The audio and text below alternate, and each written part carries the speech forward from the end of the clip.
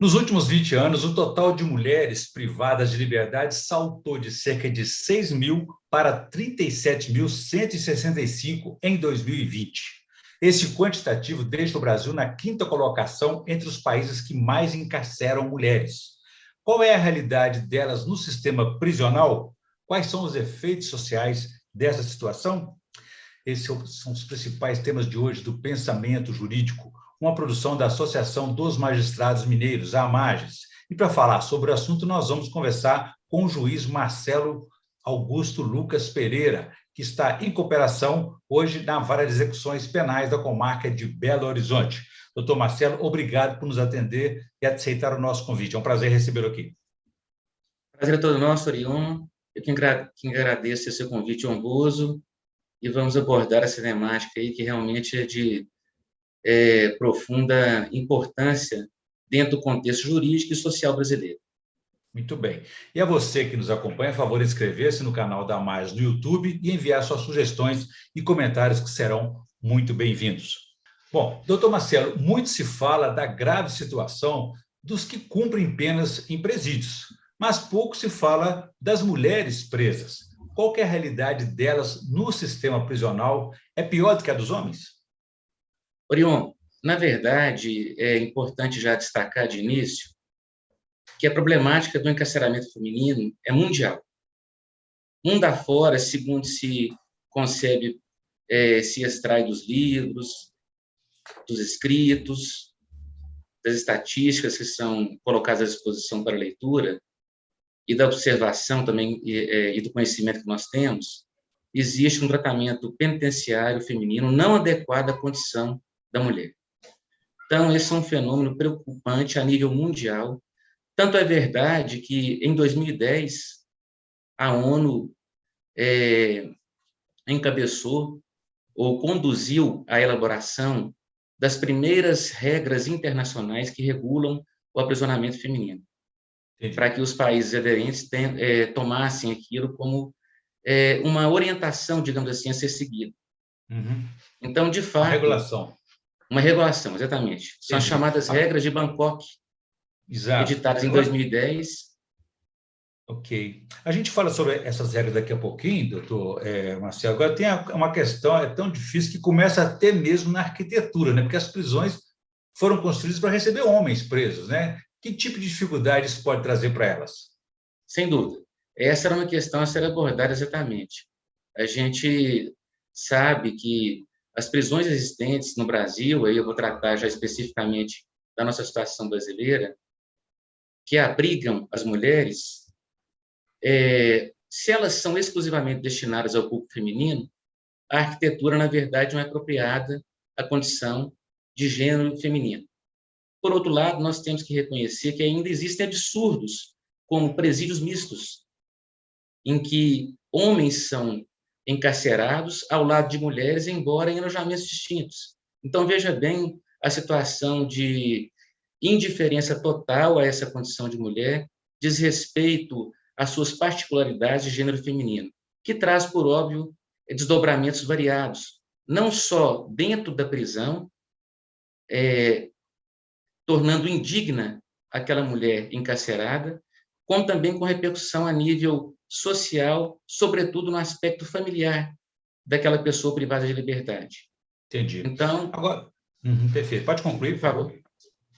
Então, várias são as questões que se desdobram em torno dessa problemática, que tem a ver com a indignidade de tratamento penitenciário feminino.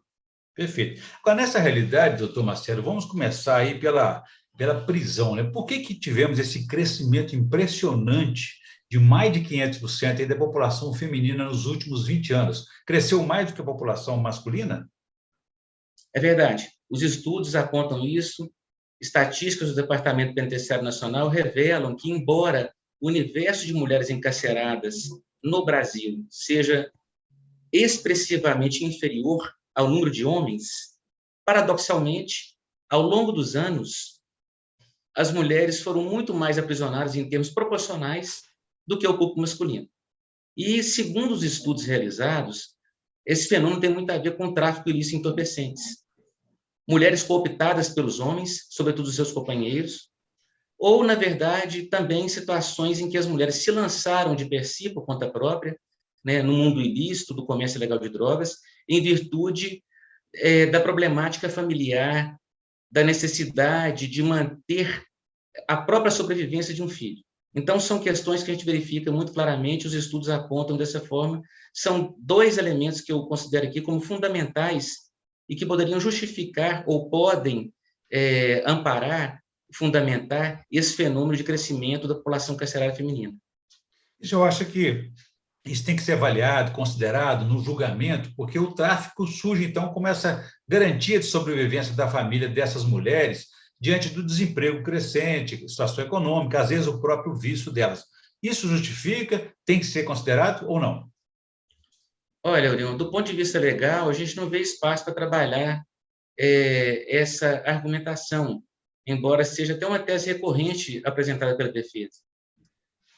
Na verdade, o que a lei passou a prever, o nosso ordenamento brasileiro, e por força das regras de Bangkok, já que o Brasil aderiu a essas regras, foi a possibilidade de se agraciar mulheres com a prisão domiciliar, ou seja, com a liberdade, em situações específicas. E veja bem que... Pois é, uma dessas situações específicas tem a ver exatamente com o fenômeno do tráfico. Porque se verificou que, sendo o Brasil um país punitivista, os juízes que atuam na esfera criminal atuam com muito, normalmente, judicam com muito rigor, até às vezes exagerado, a gente pode dizer assim, por que não assumir essa responsabilidade, né? Porque o aprisionamento também é um fenômeno que parte das decisões judiciais, sobretudo delas, né? Então, se constatou que muitas mulheres que possuíam, inclusive, filhos menores dependentes, ou pessoas que, embora não na condição de menores, mas também eram dependentes por razões variadas, especialmente deficiência física, permaneciam privadas de liberdade quando já poderiam estar soltas. Então, criou-se essa possibilidade legal, de modo que, a partir daí, até se reduziu, a gente verifica, o número de prisões de mulheres. Mas, ainda assim, eu vejo um longo caminho a ser percorrido. Agora, até quem considere que a prisão delas apenas desviaria a atenção para operações de maior escala do tráfico, que não seriam detectadas, né? De qual grupo as mulheres fazem parte nessa cadeia do tráfico? Olha, atuando na execução penal, às vezes eu tenho a curiosidade de fazer uma leitura das condenações e eu me deparo com situações variadas. Raramente, na minha concepção, as mulheres são reputadas como figuras de liderança dentro de uma associação para o tráfico, por exemplo, de uma organização voltada para comercializar ilicitamente drogas. No mais das vezes, ela está ali, pelo que eu noto, exatamente junto com seu companheiro, cooptada por ele, auxiliando na prática do comércio. Como, evidentemente, ela é tida como coautora de uma ação criminosa, ela acaba recebendo, muitas vezes, a mesma sanção penal que é suportada pelo companheiro. Então, o que eu vejo é que a condição dela é de quase sempre simples partícipe, simples auxiliar para que o evento criminoso seja praticado com sucesso. Seriam, então, aqueles peixes pequenos, né? Mulas, usuários, né? Podemos considerar assim, Orion, desculpa. Isso. Agora, o aumento dessas prisões tem também relação com a legislação mais rigorosa, chamada de guerra às drogas, que foi adotada em 2006 com a lei número 11.343? Não, na verdade, eu entendo que essa lei veio até a relativizar a situação. Ela veio a abrandar, Orion. Veja bem que, antes dela, a figura do usuário não era tratado como um doente, do consumidor de entorpecente. Ele era penalizado assim como um traficante, embora com a pena mais branda, por óbvio, né, dada a sua condição de não traficante, de não comercializador de drogas. Mas ele não deixava de receber uma pena que tinha uma profunda repercussão na vida pessoal dele. A partir dessa lei citada por você, nós consideramos que houve um avanço em vários aspectos. O tráfico ilícito de drogas passou a ser mais rigorosamente punido, sim, é uma realidade.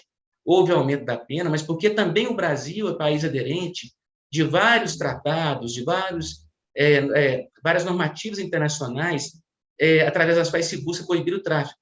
Mas, ao mesmo tempo, houve, de outro lado, esse tipo de concepção numa tentativa de trabalhar melhor situações distintas. Isso representa que o Brasil está prendendo melhor, está ganhando a briga contra o crime organizado ou não? Eu ainda não posso considerar dessa maneira. Eu penso que, embora o avanço legislativo, e ele vem em decorrência dessas lesões, volto a dizer, a essas normas internacionais, o crime organizado ainda está muito presente dentro da nossa sociedade. E, por falta de aparelhamento policial, ele se expande cada vez mais. E nós temos que considerar que o crime organizado, ele não é simplesmente para a prática de ações violentas. Ele existe sob todos os aspectos. Uma organização criminosa pode ser constituída, por exemplo, para promover a corrupção, né? E não simplesmente para praticar o tráfico de drogas. A gente tem o hábito de associar essas situações que mais nos causam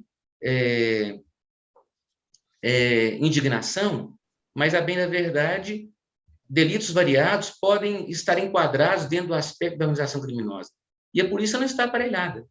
Então, por isso mesmo, eu entendo que, apesar de todos os avanços legislativos, ainda há muito que ser feito. Sim, o crime é mais organizado ainda, né? Está muito organizado. É verdade. Agora, doutor Marcelo, o senhor falou por 2 vezes aqui das regras de Bangkok. Gostaria que o senhor explicasse para a gente o que são essas regras e o que elas identificaram, quais são as particularidades das prisioneiras. Gostaria que o senhor falasse sobre isso, mas no próximo bloco a gente volta em instantes.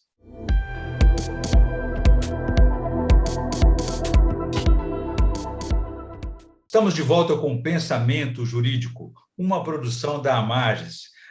Participe desse programa enviando sua mensagem pelo e-mail pensamento@amages.com.br. Hoje estamos discutindo sobre o encarceramento de mulheres no Brasil, que nos últimos 20 anos cresceu aí, saltou de 6.000 para 37.165 detentas em 2020, né? O aumento da população feminina no sistema prisional. O nosso entrevistado é o juiz Marcelo Augusto Lucas Pereira, que hoje coopera na Vara de Execuções Penais da comarca de Belo Horizonte. Doutor Marcelo, deixei para o senhor uma questão no bloco anterior a respeito dessas regras de Bangkok. O que elas representam e o que elas identificaram no sistema prisional sobre essas particularidades das prisioneiras? Por favor. Pois é, Orion, veja bem. Eu fiz uma breve referência antes já da indagação formulada a respeito da edição dessas regras, e elas vieram exatamente pela constatação feita pela ONU. Veja a importância do estudo do aprisionamento feminino, mundo afora, de que exatamente nas prisões existentes, que são direcionadas, a princípio, para acolhimento do público feminino, havia diversas distorções, em desrespeito absoluto à condição de mulher, às suas particularidades, às suas peculiaridades, a começar, como já dissemos, pela arquitetura, que é praticamente toda ela voltada ao público feminino, e aí arranjos para, então, colocação das mulheres dentro desses presídios. Então, em 2010, houve a edição dessas chamadas regras de Bangkok, que foram as primeiras em tema de direito internacional, digamos assim, para regular minimamente o encarceramento feminino, prevendo desde a admissão da mulher até o curso da sua continuidade, da sua permanência dentro do estabelecimento penal, o melhor tratamento, levando em consideração a sua condição de gênero feminino. Então, muito se buscou priorizar, por exemplo, para que os telespectadores tenham conhecimento, a identificação da existência de dependentes. Já no princípio, no ingresso da mulher dentro da unidade prisional. Identificação essa promovida pelo serviço social. A gente sabe que no Brasil, precariamente isso acontece, mas, de qualquer maneira, a partir desse momento, e, sobretudo, depois da obrigação de vinda dentro do nosso ordenamento brasileiro, através das regras que são, a bem da verdade, atos administrativos e não legislativos, houve um avanço nesse sentido. Então, hoje nós conseguimos minimamente identificar mulheres, por exemplo, que possuem filhos menores e que, por isso mesmo, merecem alguma atenção especial ou até, de repente, não devem continuar aprisionadas. Apesar da adesão do Brasil a essas regras internacionais da ONU, elas não são medidas auto-aplicáveis. O que é preciso fazer para que elas sejam realidade? Não, a gente tem que considerar que o Brasil incorporou, sim, algumas particularidades previstas nas regras. Nós já falamos aqui da prisão domiciliar para a mulher em casos específicos. Então, essa prisão domiciliar, por exemplo, ela já é cabível desde o momento já numa fase anterior à condenação, quando ela está aguardando julgamento dentro do chamado escopo da prisão preventiva ou provisória. Então, o juiz ali deve fazer uma análise já nesse momento inicial, inclusive já por ocasião da análise do exame do auto de prisão em flagrante delito, da existência de alguma situação ou circunstância específica nesse contexto abordado que recomende a colocação em liberdade da mulher. Então, o Brasil já incorporou, sim, algumas situações, Orion, previstas nas regras. Agora, o que é preciso para melhorar? Efetiva aplicação judicial. Nós observamos uma grande resistência, o Ministério Público é muito resistente, juízes, de um modo geral, criminais, também têm muita dificuldade de entender, de ter essa sensibilidade quanto a essas questões, e por isso mesmo nós ainda temos um caminho que eu considero longo a ser percorrido para, de fato, alcançarmos o objetivo do legislador. E se, por exemplo, essa presa ela for uma gestante, complica mais ainda, elas têm assistência médica lá? Em Minas Gerais, nós temos aqui o Centro de Referência Gestante existente na comarca de Vespasiano, na região metropolitana, né, de Belo Horizonte. Então, é para lá que elas são encaminhadas uma vez recolhidas. Elas recebem um tratamento adequado, apropriado à condição de mulheres em situação gestacional. Agora, se não há, esse é o meu pensamento, a minha posição, se não há a possibilidade de segregação da mulher num centro como esse, para que ela seja dignamente tratada, ela tem que ser posta em liberdade. Aí, cabe ao Estado oferecer a estrutura adequada, levando em consideração essa condição específica da gestação. Se o Estado não tem condições, assim como, por exemplo, quanto à saúde, e isso aí eu me refiro tanto a homem quanto a mulher, evidentemente que a pessoa não pode virar óbito dentro do presídio por falha do Estado.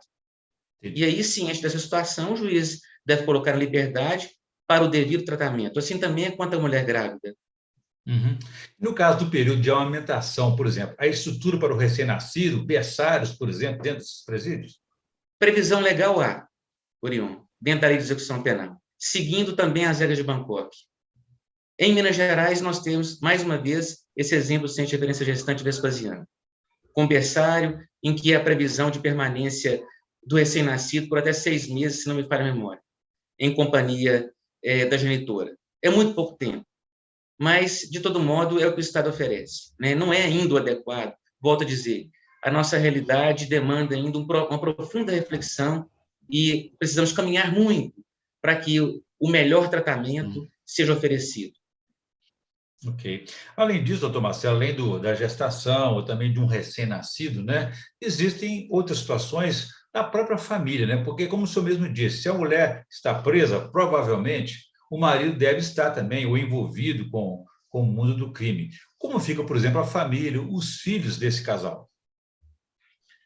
É uma situação, trabalhar com execução de pena é algo realmente muito penoso, porque a matéria, do ponto de vista jurídico, ela não é complexa. Socialmente falando, quando nós temos em mente o melhor resultado, que é o da recuperação, da reinserção social, melhor dizendo, aí sim nós nos deparamos com muita dificuldade de trabalhar, porque a rede de execução penal é muito precária. E existem situações que são extremamente preocupantes, que são essas apontadas por você, por exemplo, mulheres que são mães de mais de uma criança ainda menores, ainda dependentes, às vezes, na primeira infância, é muito comum, com vários filhos, companheiro preso ou companheiro em liberdade, mas ausente, não há com quem deixar sob os cuidados.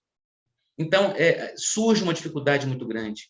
E, para piorar, dependendo da natureza do delito, se ele é cometido, por exemplo, com violência ou grave ameaça, a lei já não prevê a possibilidade da liberdade para que essa mulher ofereça o cuidado devido ao filho.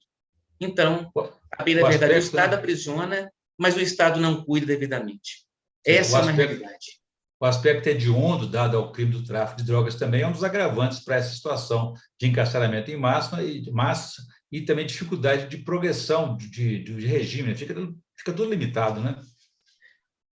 Nesse aspecto, pelo menos a lei passou a prever de um tempo para cá, não tem muito tempo, mas há a previsão legal na lei de execução penal, Orion, uma fração considerada especial para que as mulheres responsáveis por filhos menores ou por filhos portadores de deficiência, por exemplo, atinjam a progressão de regime em menor tempo que cumprido 1/8 da pena, mesmo sendo um crime considerado hediondo. Agora, ela tem que preencher os critérios, que podem ser dificultados, por exemplo, a reincidência já é um obstáculo, ela não alcançaria essa fração considerada especial. Mas, pelo menos, aquelas que preenchem já são naturalmente agraciadas com essa fração que reduz consideravelmente o tempo de pena para a progressão de regime.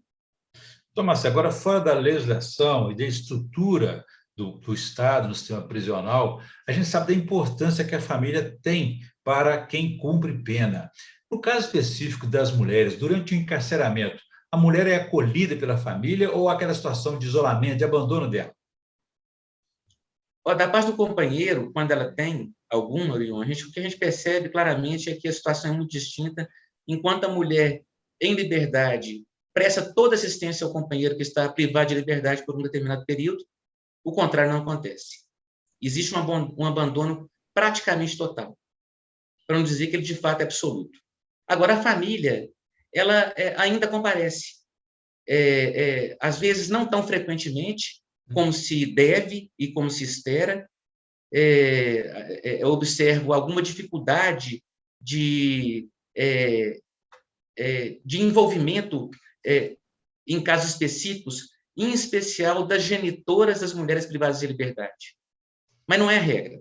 A regra ainda é uma assistência mínima familiar. Entendi. Eu imagino que, por conta desse mesmo preconceito aí, em nossa sociedade como um todo, a reintegração social delas é até mais difícil na questão de emprego, após sair do sistema prisional. Essa dificuldade existe muito forte e visivelmente, sem qualquer dúvida, sem qualquer necessidade de esforço, de reflexão, tanto para os homens quanto as mulheres. E aí eu aponto, na minha experiência de execução penal, Orion, já são quase 20 anos trabalhando com a matéria, no interior do estado de Minas Gerais, agora em Belo Horizonte, na comarca da capital, junto a várias execuções penais daqui, eu aponto a APAC como uma solução bastante razoável. Doutor Mazel, você falou de APAC. APAC é a Associação de Proteção e Assistência aos Condenados. O que vem a ser exatamente? Explica para nós, por favor. Isso. A APAC é uma entidade civil sem fins lucrativos, né, formada por pessoas da sociedade e acolhe condenados, seja do sexo masculino, seja do sexo feminino, para cumprimento de penas privativas de liberdade, Orion. Em Belo Horizonte, nós temos uma APAC feminina, os resultados são altamente expressivos e diga-se, positivos. Vejo, então, esse modelo considerado alternativo de cumprimento de pena como uma grande solução. Não é, evidentemente, a solução para tudo, mas é uma alternativa muito interessante. Ali, efetivamente, se dá o tratamento humanizado, se busca a chamada valorização humana, é um método científico que, inclusive, esse ano completa 50 anos de existência. E, apenas para exemplificar, e os números revelam por si só, né, eles falam por si só, enquanto no universo chamado convencional, do sistema prisional, existe uma reincidência alarmante de 85% do público masculino, na APAC não chega a 15%, no feminino apaquiano não chega a 4%. Muito bem. Então, aí a gente bem vê os resultados expressivos. com a efetiva reinserção social, inclusive empregabilidade. Muito bem. Numa próxima oportunidade, a gente vai falar mais sobre esse assunto aqui, doutor Marcelo. Eu sempre gosto de pedir aqui aos nossos entrevistados a indicação de leitura. O que o senhor tem para nós, por favor, para a nossa audiência?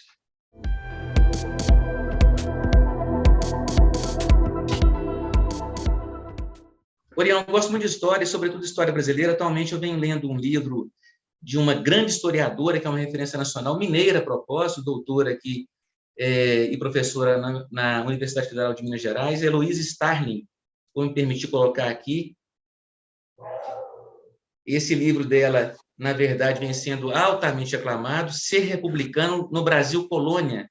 Em Minas Gerais, ele retrata para nós de uma maneira muito tranquila, muito objetiva, um conteúdo muito rico, os movimentos revolucionários havidos no tempo do Brasil Colônia, no tempo do Brasil Império, até chegarmos, finalmente, na Proclamação da República, e ela passa, em especial, dando destaque para as chamadas inconfidências ou conjurações baiana, mineira, e também a de poucos conhecida, carioca, e, por fim, a Revolução Pernambucana, até chegarmos na Proclamação da República. Com certeza, uma boa indicação para a gente entender um pouco mais desse nosso país por meio da história. Bom, eu conversei aqui com o juiz Marcelo Lucas Pereira, que está em cooperação na Vara de Execuções Penais da Comarca de Belo Horizonte. Discutimos aí sobre o crescimento nos últimos 20 anos do total de mulheres privadas de liberdade em Minas Gerais e em todo o país. Doutor Marcelo, muito obrigado pela entrevista. Foi um prazer recebê-lo aqui no Pensamento Jurídico.